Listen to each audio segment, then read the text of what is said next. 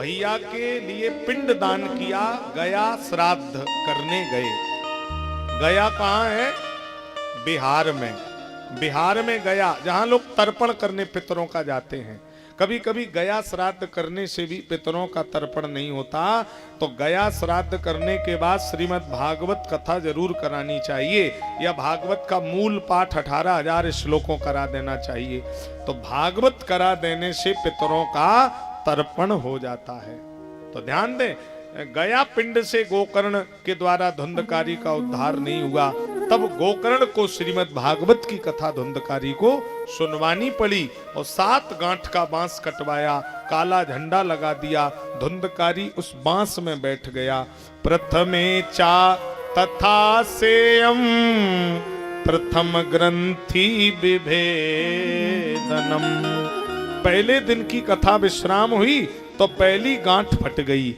एवं सप्त दिनश्चैव सप्त ग्रंथि विभेदनम। एक एक करके 7 गांठें फट गईं और धुंधकारी तुलसी की माला डालकर प्रकट हो गया। बोलो श्रीमद् भागवत महापुराण की, बोलो भागवत भगवान की। फिर महात्म के 6वें अध्याय में ये बताया, अगर कोई कथा कराना चाहे तो कैसे कथा कराए, विधि बताई है। दैवज्ञम तु समाहूय मुहूर्तम प्रक्षति यतनता। जब भी कथा कराएं तो कम से कम 1 महीना पहले से कथा का मुहूर्त सुयोग्य आचार्य के द्वारा निकलवाना चाहिए। और जब कथा करें तो बोले विवाहे यादृशम वित्तम तादृशम परिकल्पयेत्। पहले तो धर्म यज्ञ करो मत, और करो तो लोभ की प्रवृत्ति मन में, धर्म में नहीं आनी चाहिए। हाँ, जितना धन हम बिटिया लड़का के विवाह में करते हैं दिल खोल के खर्च, वैसे ही भाव से हमें भगवान के काम में भी धन खर्च करना चाहिए। जैसे लड़की की शादी 15 लाख की आपने, और कोई बात बिगड़ी तो 16 लाख खर्च हो रहा, तो आप 1 लाख क्या और खर्च नहीं करेंगे? अब बोले जैसे 15 तैसे 16। तो भगवान के लिए हम लोग क्या कहते कि हमने हमारा 3 लाख रुपया रखे हैं, 3 लाख ही में कथा करानी है, तो बिटिया के 15 की जगह 16 कर दिए हैं, और भगवान की कथा में ना 2 ही लाख महाराज इतनी। तो भगवान बुरा नहीं मानेंगे कि इसका मतलब ये बेटा बेटी और मुझ में अंतर करता है। बिटिया लड़का को तो खूब बढ़ा दिया और मेरे काम में 1 रुपया नहीं बढ़ाना चाहता है। तो भगवान भी हमारे ही हैं, जैसे हमारा परिवार वैसे भगवान हमारे हैं। तो भाव से कार्यक्रम करें। और देशे देशे तथा सेयम वार्ता प्रेस्या प्रयत्नता। जब भी कथा कराएं तो दूर दूर तक प्रचार करना चाहिए कि हमारे यहाँ भागवत कथा, दूर दूर तक प्रचार। क्योंकि कथा कराने वाला कथा बहुत कम सुन पाता है, वो जितने ज्यादा लोगों को अपने पैसे से कथा सुरवड़ करा दे, यही उसके कथा कराने का सबसे बड़ा फल होता है। और हमारे जयराम जी ने कितनी बढ़िया व्यवस्था प्रचार की है। पूरे बकेवर से लेके आसपास चारों तरफ महाराज जबरदस्त प्रचार हमारे आयोजक परिवार ने किया है। महाराज लाख रुपए तो कम से कम प्रचार सामग्री में ही इन भाइयों ने खर्च कर दिया। तो इनके लिए जोरदार तालियों से, इनके भाव और श्रद्धा के लिए बहुत बहुत स्वागत है। अब फिर बताया कथा कहाँ करानी चाहिए। बकेवर क्षेत्र वाले ध्यान से सुने, कथा कहाँ कराने का फल ज्यादा है। तीर्थे वापी वने वापी ग्रहे वा श्रवणम मतम। कथा किसी तीर्थ या मंदिर पे कराओ तो 1 लाख गुना फल मिलता है। तीर्थ और मंदिर अगर नहीं है तो वने वापी, तो वन में, जंगल में, खेत में, एकांत में कथा कराओ तो 1000 गुना फल मिलता है। और अगर मंदिर और तीर्थ नहीं तो वन नहीं, जंगल नहीं, खेत खलियान नहीं, तो तीसरा नंबर है गृहे वा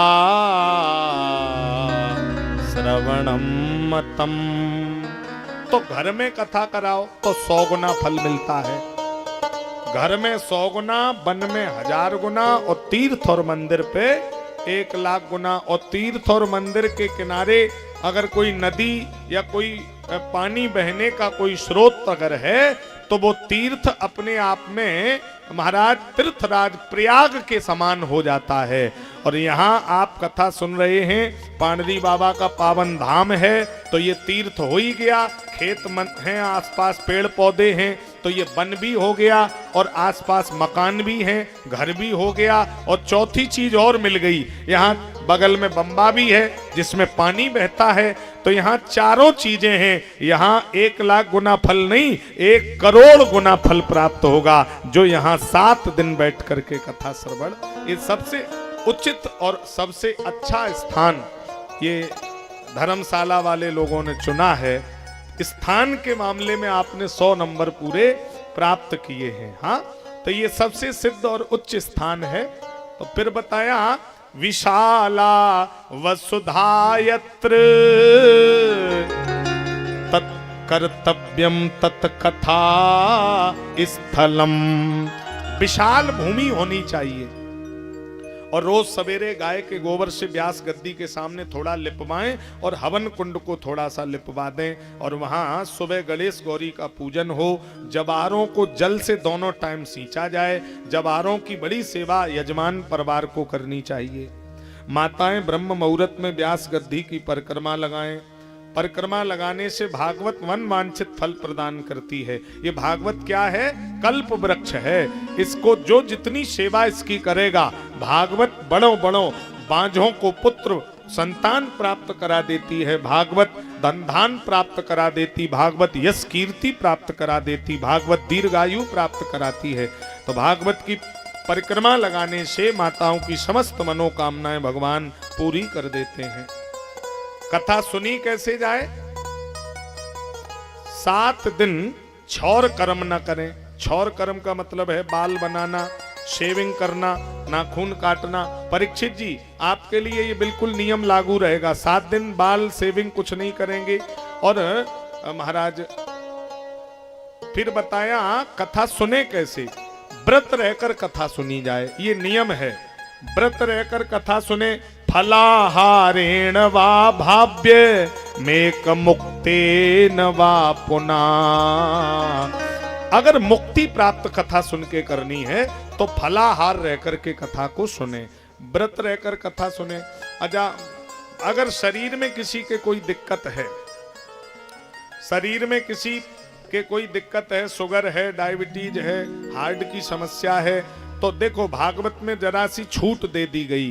भोजनम तु वरम मन्ने कथा श्रवण कारकम। तो एक टाइम भोजन कर सकते हैं।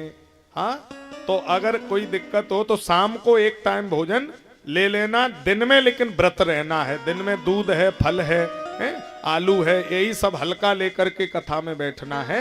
तो सवेरे और दिन भर व्रत रहो, और शाम को जब आरती हो जाए तो एक टाइम आप शाम को भोजन कर सकते हैं। तो ये विधि बताई गई है। अच्छा, हल्का भोजन लेकर बैठोगे तो आलस नहीं आएगा, प्रमाद